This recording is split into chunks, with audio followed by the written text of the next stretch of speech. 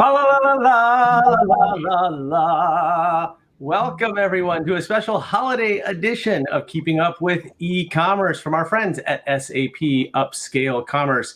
I'm Dan Gingiss, the Experience Maker, and we're super excited to be here today to talk about the top 10 trends we're seeing in e-commerce as we turn the calendar to 2022.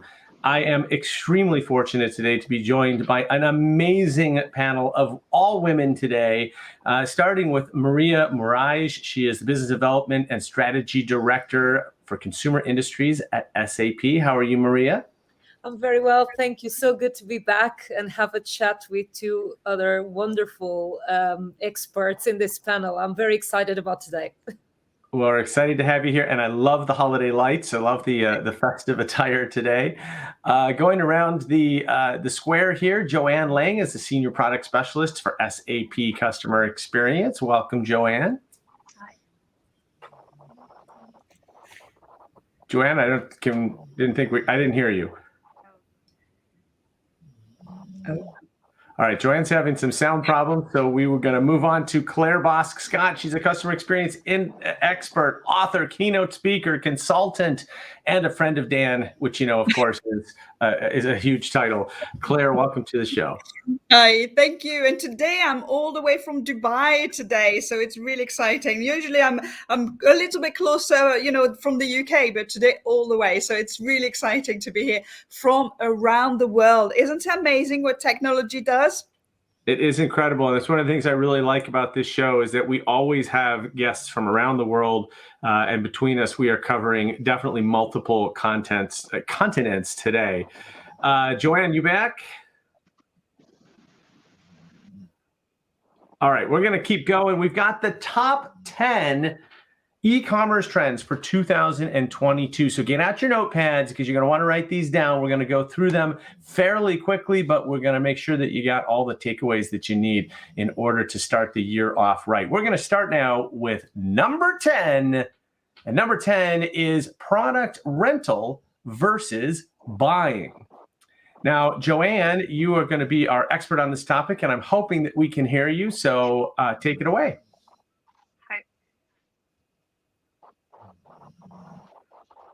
Uh-oh, we're still having sound problems. So anybody, Maria or Claire, would you like to jump in while we're figuring out Joanne's sound? I can talk about rental as a trend. I'm definitely seeing that. It's a concept that happens and a way to deal with overstock, for example. So many of the retailers we're working with have a problem with overstock, and that is across many different categories in consumer industries. So fashion, beauty, food, and of course in terms of non-food, that's where the rental component really comes. And mainly with fashion, we've been seeing that trend over the years, and definitely there's no stopping on that. Would we rent everything? Could we rent a washing machine? Could we rent maybe not all of the items, but as this model of using the certain products for a period of time when we need them. It's the concept of renting a car as well when we go to an Uber, or it's also renting for a small period of time. I think the trend is end of ownership, and therefore there's the opportunity for many retailers to really go and use rental models as a way. I don't know, Claire, if you have any opinion on this, but this is my take, that the rental definitely a trend. Yeah, and I think it's really interesting how the organization have kind of really used that, and it touches quite a few points really in terms of sustainability, yeah, in terms of membership, in terms of keeping that loyalty and your customers within your organization. So it's a really interesting how this has really kind of come to life, and a lot of people are using it, and I think the millennials are really going to like that as well, because it's fast, they can change, they can move, they can really kind of use different things at different times. So it's a cool model to really keep an eye on for sure. Yeah, hopefully you guys can hear me now. But Yeah. cool. a technical tweak. Yeah, definitely. It's really, for me, it's a really fascinating area as well in the industry. I think it's something that's been around for a while. But when you look at the latest statistics, so like Gen Z, they're starting to show that behavior of more like buying less, focusing more on sustainability. So this whole concept of renting something for the short term, especially when you think about seasonal apparel, or maybe it's for an event that we've all done it. I think we bought something for an event and then it sits in the back of your wardrobe. And there's some huge stats out there, like in the UK alone, I think in 2019, there was a piece of research done that showed on average over the lifetime of a UK citizen, they can accumulate over £30,000 worth of unworn clothing, which kind of, it happens, right? So I think this is a really interesting concept when you think about it from that side, and the whole sustainability movements that are happening. And for me, it's then looking at how organizations are starting to apply that alongside their more linear offerings. So having that option of renting wardrobe items, and then maybe you can get into that re-commerce section as well, where you like it, so actually instead of just renting it, you now want to buy it as well. Sure. Well, fun fact, my family's business, which was sold back in the late 80s, was the formal wear rental business. So we rented tuxedos, and it's funny to see that what is old is now new again. So let's move on to the next one. Number 9 is global politics, and we're going to go to our friend in Dubai right now, Claire, for that one. Well, yeah, I mean, I think it's something that touches me, and that's why I kind of wanted to bring it up, because I realized that we have on my little island of Jersey an election next year, 2022, and actually from January onwards, kind of January, February, nothing is going to happen, because we're going to have 4 or 5 months of elections. Then the elections, then you've got the parliament needs to be put together. So almost we're starting the year in September. And I think this is going to be huge. I went around and did a bit of a research. About 20 countries around the world have presidential elections next year. So you can imagine the impact on everything, impact on our businesses. Yes. Customer confidence. Are we buying? Are we not? Taxation. What's going to happen? Currency, supply chain. All those things are really interlinking with each other. And it's so when you're doing your business plan for next year, really kind of look at that pestle analysis, because this really could really have an immense impact on with your business, whichever way it's going to go. You may have to do 2 business plans, a plan A and a plan B, right? I definitely agree. A lot of the things we're going to talk about in the rest of this list could very much be affected by global regulation. And then, of course, there is the added complication, if you're an international business, that the rules are different in different parts of the world, and we have to be able to understand and adhere to them in the right places. Let's move on. Let's move back to Joanne for number 8, which is going to be subscription services. Joanne, tell us about that trend. Yeah, an interesting topic as well. So I think if you look at subscriptions, they can typically be categorized into 2 areas. You've got your convenient subscriptions, and maybe you're signing up for your regular coffee beans delivered to your doorstep, or the discovery commerce. So thinking about things like the male grooming kits or the beauty subscription box, where each month maybe you get a surprise what you're expecting. And I think looking at the data, what's quite interesting to see is whilst these offerings have been around for some time, I think due to the global pandemic, they definitely saw a spike, especially early on, when people may be trying to get access to items delivered to their home. And you're seeing that subscribe button more often than not going to click subscribe. So you've got that guaranteed delivery, especially like me, of your coffee beans to your door. But I think what's really interesting now is to see how that momentum is building, and there's different subscriptions cropping up as well. Like, again, coming back to apparel, so the wardrobe subscriptions of certain outfits, and you're choosing what you're after, whether it be for an event or just general interests. And I think it's an interesting space to watch, especially over the next 12 months or so, because from that spike, there's obviously a lot of consumer data there from your subscribers. So for me, there's a lot of power in that as a merchant, on how you can use that data to maybe upsell or cross-sell to those existing subscribers, or even managing your your inventory as well. So seeing what trends and quantities of things you need to be stocking. So yeah, definitely an interesting topic. All right, well, thank you, Joanne. And our next topic is actually quite related to subscription. So let's go to number 7, which is loyalty programs. Claire, talk to us about this trend in 2022. Yeah, I mean, I do love loyalty program, and everybody. I think 97% of businesses now have some kind of loyalty program, but the triggers about it next year is actually linking your program to your values, to what the business really is about, your sustainability, your CSR, and all those kind of things. So, really kind of looking at what are your customers getting, and perhaps maybe going to charity instead of getting some point. And, you're feeling like you're doing something for the society, which is pretty cool. And really using technology. I mean, there's some amazing, incredible technology out there. There's companies who put GPS onto the phone, onto their customers' phone, so they actually know when they go to somebody else's in their competitions, the competitors, they will send an email with a coupon to go back to their own business and actually get them to, oh, I'm getting a coupon. Oh, I better go back to that. It's quite amazing, actually. The technology really has evolved and really kind of making, so the more the better that loyalty program, the better trust, and the better, you're increasing that. It comes back to membership, doesn't it? Yeah. Yeah, as someone who spent time in loyalty marketing during my career, I think one of the other important sub-trends here is the focus on both the earn and the redeem side of the loyalty program. I think too many companies focus on the earn, and then when it's time to go and redeem, it's either confusing or it's not as valuable as one might think. I had an experience recently, I'm a big Starbucks fan, and of course with their loyalty program, when you go to redeem, you can order any drink on the menu. You can add as many shots as you want. You can get as creative as you want, order a $10, $12 drink. They don't care. And I think that's so cool. And sure, I'm sure some people take a little bit of advantage of it. Most people probably don't. It all evens out.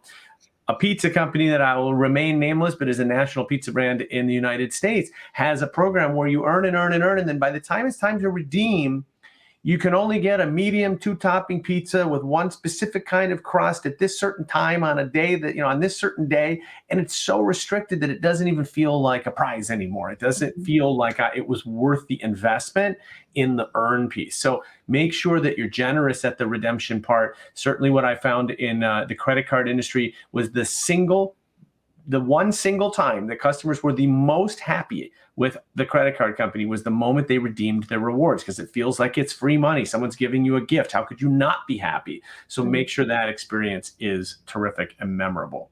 All right, we're going to jump to number 6, which is sustainability. We talked a little bit about this with the product rental side. Joanne, why don't you start us off here? Yeah, so again, I think this is a close one to watch, a hot topic that I think we've heard it seeded throughout various topics we've talked about so far today.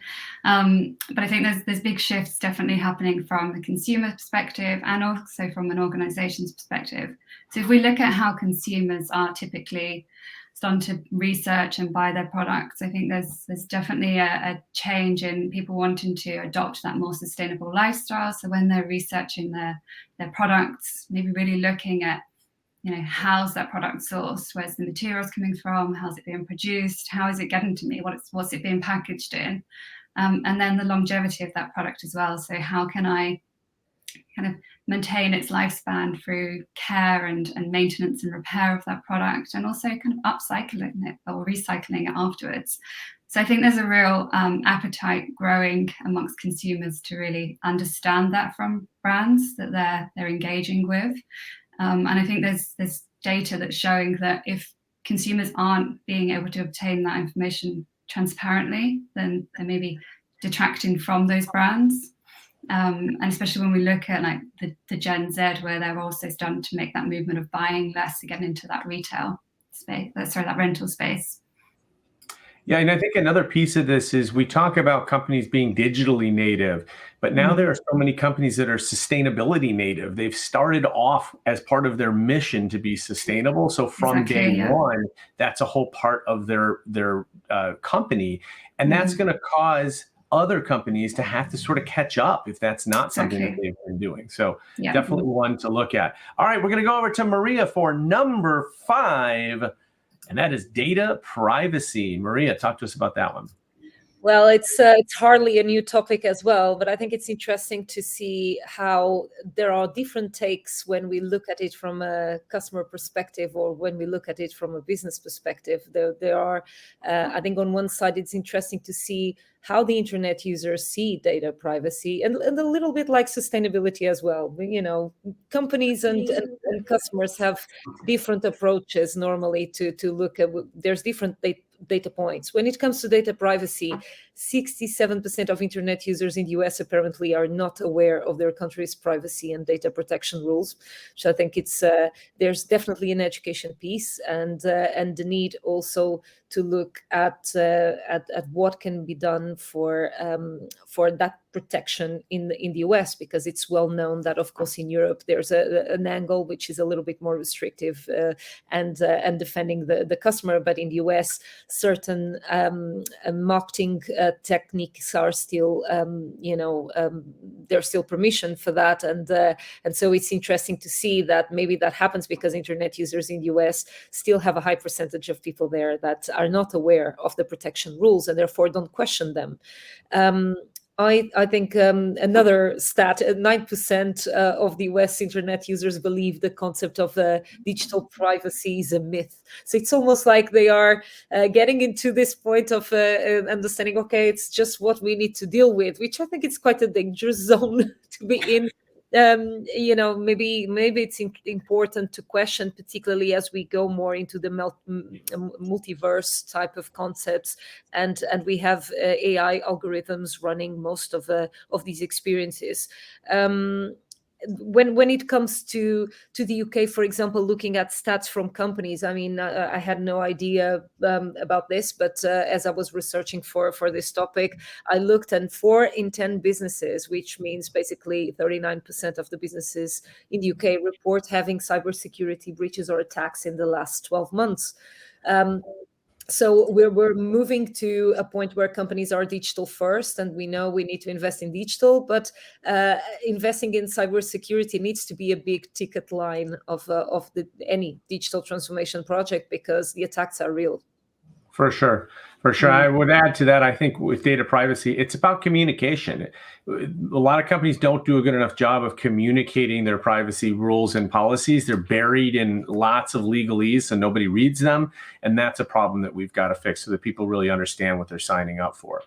All right, we're going to stick with Maria as we go to number 4 on our list of top 10 e-commerce trends for 2022. It's the old supply chain problem. We've been talking about this one for a little while. Maria, give us an update. With supply chain, and it's becoming value chain more and more. I think we may need to tweak this name for the next editions. The trend I see is that people, as they move more into a circular economy type of business model, there's a need to look at beyond what was the supply chain and look at the value chain of the entire business. I think there's a big trend of simplifying supply chains for a variety of reasons, sustainability agendas being a strong factor for that simplification of the supply chain. As things become more and more transparent, decision making can take businesses to different decisions of that they were taking before they had that visibility on data. So I think it's also interesting to look at how supply chain during the pandemic was a nightmare. I mean, the products not arriving on time, transport being much longer than before, and so businesses need to adapt to a new way of working, which is simpler. And I think that many of those opportunities exist within the scope of what a transformation for circular economy is all about, and therefore, looking at a product, how it behaves across the value chain. Can it come back? I mean, returns, which is something we had to deal with before.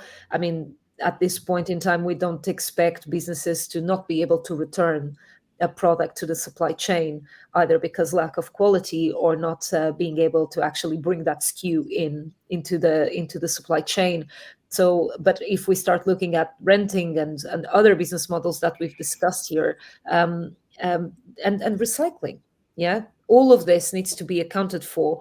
And if the supply chain is a very complex and just thinking that it's all about from order to cash, there's a lot more to consider in the world today. And so, yeah, to me, it's value chain, not supply chain, as we move forward. All right, great. Well, another one that we've been talking about for a while now over the last 18 months or so is number 3, workforce management, aka the Great Resignation. People are leaving the workforce. There are companies that are desperate to hire employees and they're not able to find them. Maria, how are companies, e-commerce companies, going to have to deal with this next year? I mean, working remotely was already a fact for many businesses, but the fact is during the pandemic, that was the expected behavior for everyone. And then as businesses tried to come back to the office, I think there was a mismatch between people's expectations, the workforce expectation in terms of the freedom that they start getting by working from home, but also at the same time, what does it mean to get back to the office? I think that was a huge factor. Looking at facts, we're really looking at 1.02 million people moving jobs between July and September 2021, and 391,000 resignations, right? This is stats from Bureau of Labor and Statistics. This seems to be a record, 3% spike in September 2021. This is starting to affect companies.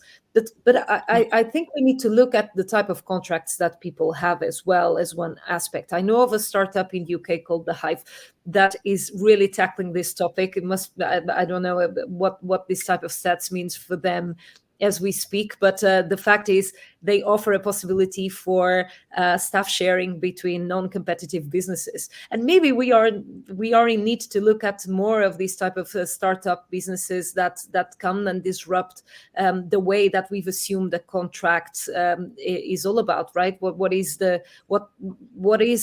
that really motivates people to wake up in the morning, go to the office or go to the home office, open the laptop and work.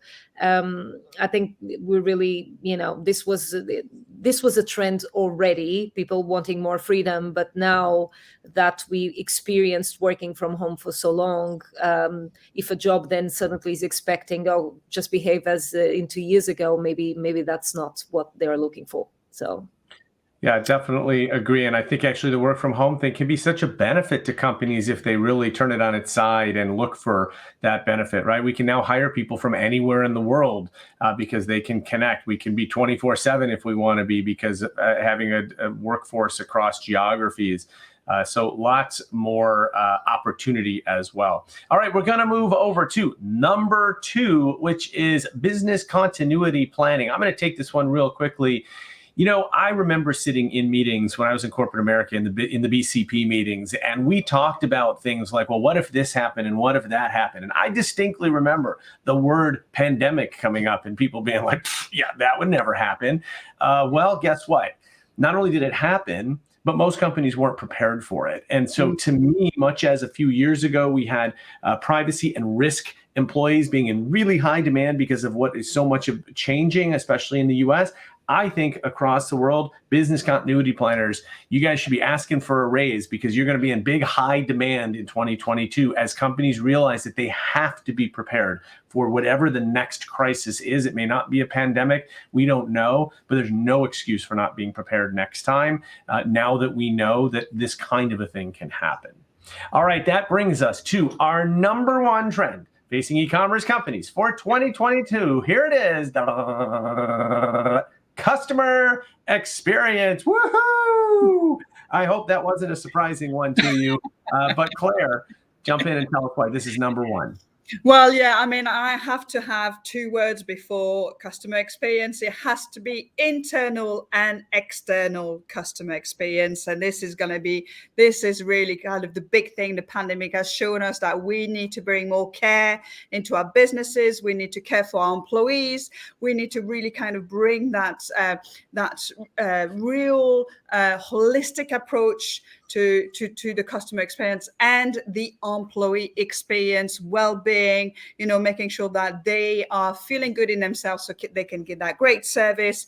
And of course, with my feng shui hat on as well, it's all about, that environment, how you're creating that experiential experience within the organizations and really kind of connecting with your employees and your customers. So let's do it. Let's do all of that and more, really kind of show that you care for your customers and your employees.